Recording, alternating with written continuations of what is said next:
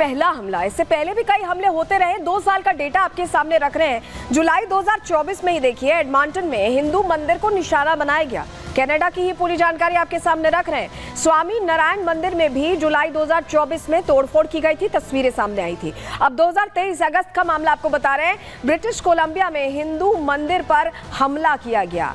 लक्ष्मी नारायण मंदिर पर भड़काऊ पोस्टर चिपकाए गए। हिंदू विरोधी जो मानसिकता है वो बार बार सामने आती रही है। अप्रैल 2023 में विंडसर में स्वामी नारायण मंदिर में तोड़फोड़ की गई।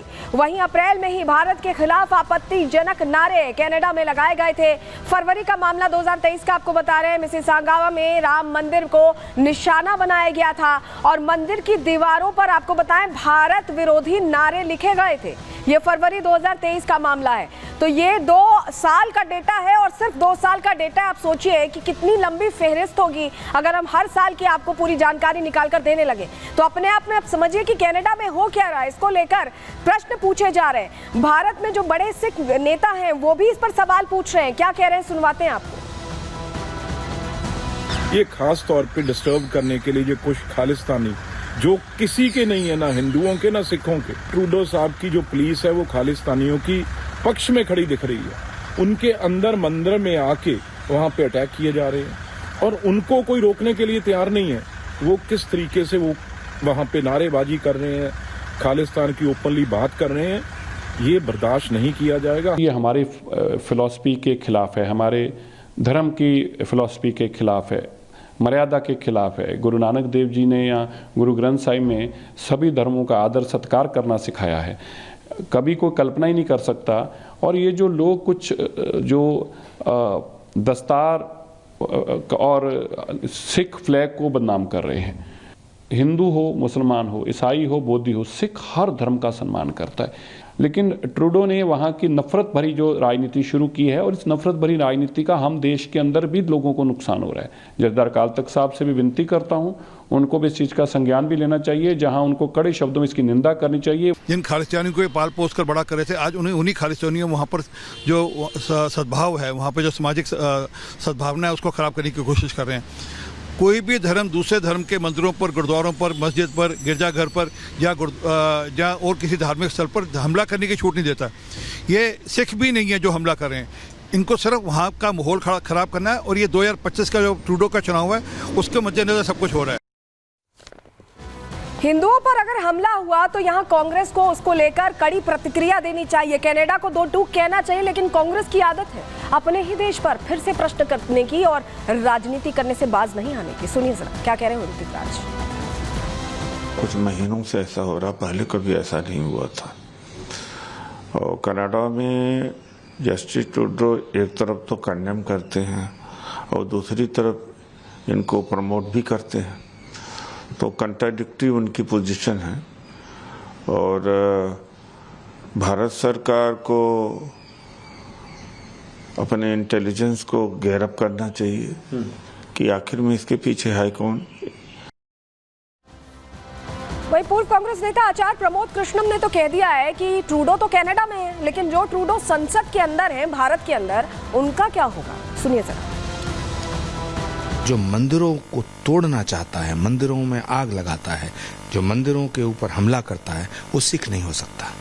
क्योंकि सिख तो हमारे सिर का ताज है। गुरु गोविंद सिंह जी महाराज ने सनातन की रक्षा के लिए सिखों की एक फौज बनाई। गुरु गोविंद सिंह जी महाराज ने शक्ति अर्जित करने के लिए तमाम देवियों की आराधना की, तपस्या की। गुरु गोविंद सिंह जी महाराज ने अपने बच्चों को दीवार में चिनवाना स्वीकार कर लिया, लेकिन सनातन से समझौता नहीं किया।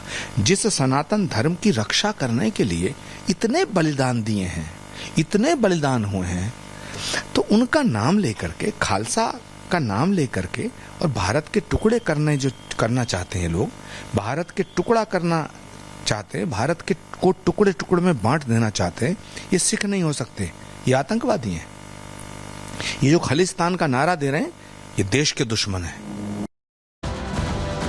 तो कनाडा में ऐसा लग रहा है कि ये खालिस्तानी आतंकियों का गढ़ बन गया है। हम आपके सामने जानकारी रख देते हैं। दरअसल जो लगातार जानकारियां मिल रही हैं, ऐसा लग रहा है कि वहीं से सब कुछ ओरिजिनेट हो रहा है, कनाडा से ही ओरिजिनेट हो रहा है। पाकिस्तानी खुफिया एजेंसी ISI की शह पर ये सब कुछ कनाडा में किया जा रहा है। पंजाब और भारत के दूसरे राज्यों को ये टारगेट करते हैं, खासतौर पर पंजाब में अस्थिरता पैदा करने की इनकी पूरी कोशिश है और इसी पर ये काम करते दिखाई दे रहे हैं। कनाडा में ही बैठकर टेरर फंडिंग जुटाने में ये लगे रहते हैं। खालिस्तानी आतंकी और गैंगस्टर्स से मिलकर वारदातों को ये अंजाम दे रहे हैं और सब कुछ कहाँ हो रहा है?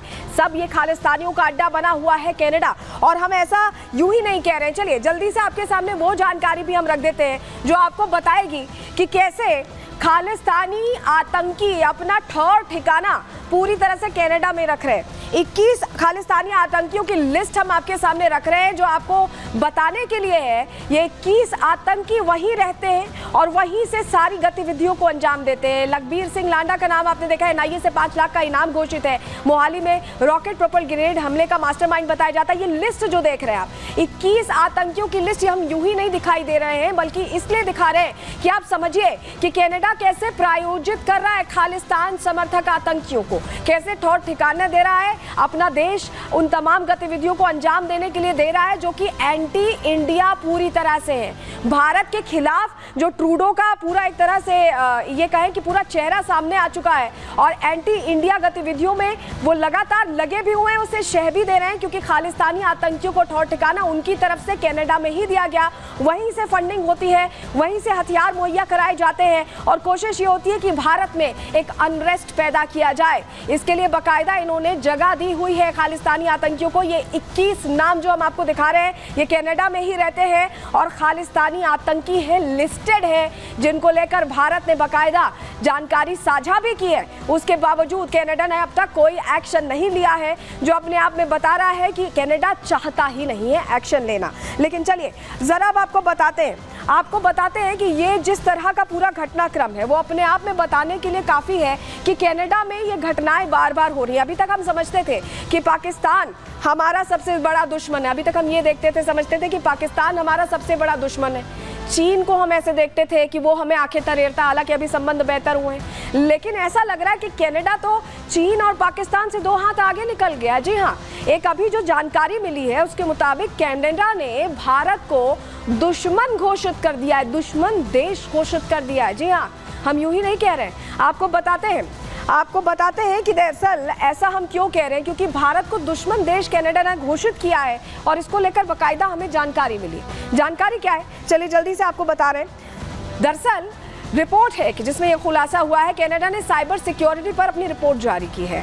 नेशनल साइबर थ्रेट असेसमेंट 2025-26 के नाम से ये रिपोर्ट जारी की गई है और हैरान होंगे आप ये जान के कि इसी रिपोर्ट में भारत को दुश्मन देश के तौर पर रखा गया है। जी हाँ, कनाडा ने दुश्मन देश के तौर पर भारत को रखा है।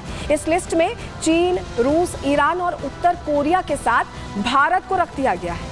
इंडियन लीडरशिप एक साइबर प्रोग्राम डेवलप कर रही है, ये कहा गया है इस रिपोर्ट में। प्रोग्राम का उपयोग जासूसी करने के लिए होगा, इस तरह के बड़े आरोप लगाए गए हैं। कनाडा सरकार के नेटवर्क में घुसपैठ करने के लिए इस्तेमाल किया जा रहा है, ये भी कहा गया है इस रिपोर्ट में। और कनाडा के लिए खतरा उत्पन्न कर सकता है भारत, ये अंदेशा जाहिर किया गया है। तो अपने आप में ये बहुत बड़ा प्रश्न है, लेकिन आपको